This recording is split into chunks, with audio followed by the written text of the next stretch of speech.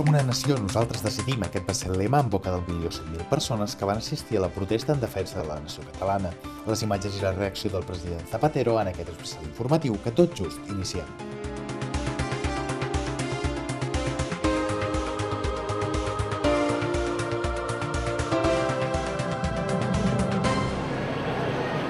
Segons la Guàrdia Urbana, 1.100.000 persones van mobilitzar-se el passat 10 de juliol en defensa dels interessos de Catalunya. Interessos molt diversos que, com s'han sentit a parlar dies després, anaven des de la defensa de l'Estatut fins a la reclamació d'independència com a única solució viable. Aquesta última, una crida bastant fonamentada amb un escepticisme evident enfront de la classe política, tant catalana com espanyola, que posterior a la sentència desfavorable del Tribunal Constitucional s'ha quedat immòbil generant indignació per una part dels catalans. A la manifestació van deixar-se veure tots els grups polítics que formen la cúpula de govern, exceptuant el Partit Popular i Ciutadans, que reclamaven en declaracions als mitjans en dies anteriors que respectés la sentència dictada. D'entre crides i pancartes se'n van poder llegir de tot tipus, que reflexaven totes una indignació comuna que anava des del punt més extremat fins al més conservador, però amb un clar missatge que genera una important atenció per part dels catalans per contribuir a rebre alguna acció per part del govern central. Y creo que la autonomía como proceso, como modelo, ha terminado y lo que empezamos ahora es una transición hacia la independencia. Y no creo que haya argumentos para rebatir esto, porque las personas que han defendido con ahínco la autonomía se han quedado sin argumentos. Y se han quedado sin argumentos porque en Madrid se los han quitado. Y creo que hoy empieza un proceso democrático, tranquilo, de mayorías, de una mayoría de Cataluña que va a querer que sean los catalanes, solo los catalanes, que decidan su futuro. Tot i la calor i la dificultat per arribar al punt de la convocatòria, l'èxit de persones que van assistir va ser absolut, fins a tal punt que no es va poder absorbir el volum de gent desplaçat i l'inici de la marxa va haver d'endarrerir-se quasi més d'una hora i mitja. Crec que ja abans de començar podem dir que és un èxit per lo massiu que és i per la unitat que expressa, de manera que, en aquest sentit, jo vull expressar que avui Barcelona fa de cap i casal més que mai i crec que aquesta unitat i aquesta assistència tan massiva ha de ser una gran força política que ha fet des de la responsabilitat, la unitat de les institucions, les forces polítiques, porti a refer el pacte estatutari i el respecte íntegre al que va ser i va suposar aquest estatut, que és el marc del nostre autogovern. Entre pancartes carregades d'ironia es mostrava un sentiment de desconfiança política que va culminar amb l'intent fallit d'encapçalar la manifestació.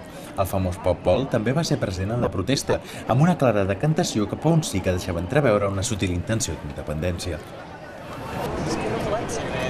Molta calor, 10 de juliol, dissabte a la tarda, molta gent de Catalunya està aquí i molta gent que segurament no ha pogut venir, però que amb esperit també estan aquí. Això és molt important, perquè vol dir que el nostre país és un país que està viu, que la gent està disposada cívicament i pacíficament, però també enèrgicament i contundentment i amb fermesa, a defensar la nostra identitat nacional i el nostre futur com a país. Veu que aquesta sentència el que es fa és retallar molt significativament el que el poble de Catalunya va votar a les urnes un 18 de juny de l'any 2006. Això és evident, no es pot amagar. Aquest retall hi és un retall molt important i, per tant, doncs, nosaltres en aquesta manifestació diem que no en aquest retall, que no en els centres de poder de l'Estat que volen convertir Catalunya en una regió folclòrica. Això no és una regió folclòrica, això és una nació, hi ha molta gent que ho sent, moltíssima, i molta gent que està disposada. I si això és així, doncs les portes del futur estan obertes. També va quedar clar que les múltiples discussions sobre quin lema havia d'encapçalar la protesta eren inútils, ja que la capçalera real la va acabar formant la gent, que ho deixa ben clar amb el crit "Som el poble, som la capçalera". Ha de tenir un punt comú, ha de tenir una base ferma, conjunta, perquè la nostra decisió no la podem jugar només de cara endins, l'hem de jugar també de cara enfora. I primer hem de guanyar de cara enfora. De cara endins podem defensar, podem projectar, podem ofertar als ciutadans diverses vies com és legítim i democràticament imprescindible. Però hi ha un punt en el que hi hem de ser tots. Si no tenim aquest punt fort d'unitat, d'expressió conjunta, afablim la diversitat, afablim les possibilitats que cada una de les vies que els partits legítimament expressen tingui possible. Que hi hagi un mandat, en definitiva, de la ciutadania, perquè tot s'una, el que fem és fer respectar l'Estatut, fer respectar-nos com a país i que el dia després prenguem bona nota. Que hem d'anar amb unitat, amb fermesa, amb serenitat, però a la vegada anar lluny i entenent, en definitiva, que alguna cosa s'ha trencat amb la sentència. I el que no pot ser és que tot continuï com fins ara. Les relacions amb l'Estat, amb les institucions de l'Estat, amb els governs de l'Estat hauran de canviar i això haurem de saber traduir les forces polítiques amb unitat i aparcant electoralismes el dia després.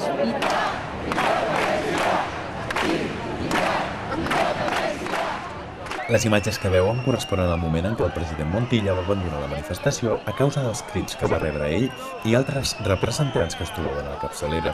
Tot i haver especificat en diversos mitjans que a aquest punt el president va abandonar la protesta degut que ja havia finalitzat, a l'entorn seu es podia veure confusió i crits que desaprovaven la seva marxa repentina.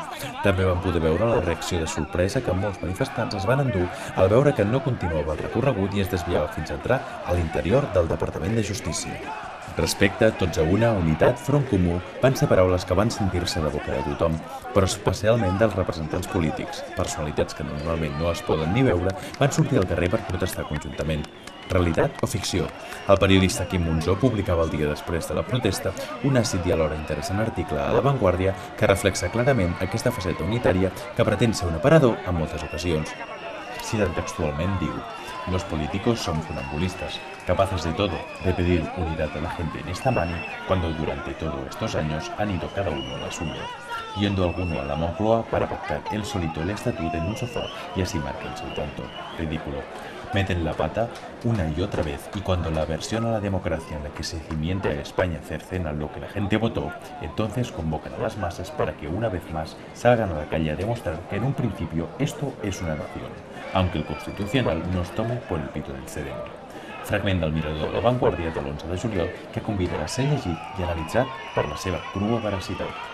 Ara només queda esperar les reaccions posteriors, tant dels observadors com dels que tenen a les seves mans prendre les degudes decisions. Un altre inconvenient va ser el triomf de la Roja al Mundial de Sud-àfrica el dia després, que aplanava mínimament el terreny del president Zapatero i desviava la mirada, com ja és de costum.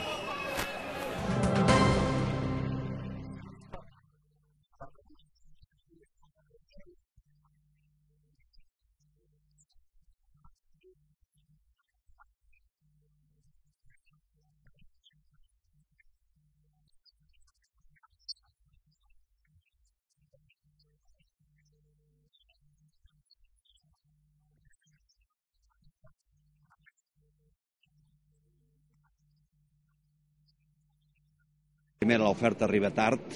Segona, ja no té cap credibilitat el president del govern. No ens creiem les seves promeses i, a més, mitjançant lleis orgàniques es pot corregir alguns aspectes del capítol afectat per la sentència en matèria de justícia, però la resta de capítols difícilment. I en segon lloc, després d'haver liquidat l'estat autonòmic i haver fulminat l'Estatut, l'únic que se li acut és més dreceres, tornar el peix al cove, l'autonomisme dels 80 i dels 90. El poble català ja no està per més dreceres, sinó per agafar el camí del mig, per exercir el dret a decidir, perquè l'únic límit a la nostra llibertat està en l'expressió de la voluntat popular. Mirin, el que ha passat és molt greu, i el que no poden pensar-se és que això es solventa passant pàgina o modificant una llei. No, aquí cal respectar fil per randa de l'Estatut. El que necessitem és comprometre'ns a reformar un constitucional que s'ha polititzat i deslegitimat. El que necessitem és un compromís de modificació de la Constitució perquè han baixat tant el sostre de la Constitució que els catalans no podem caminar drets.